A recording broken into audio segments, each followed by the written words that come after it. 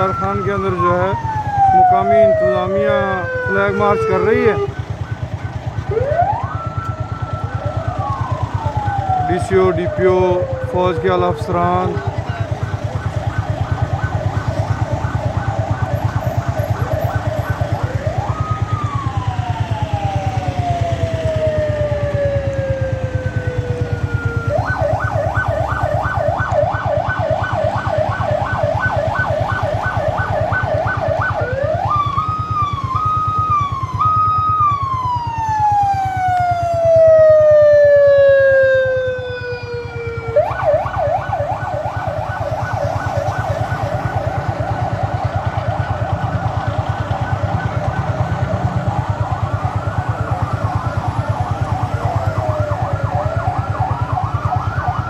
पाक फौज जिंदाबाद।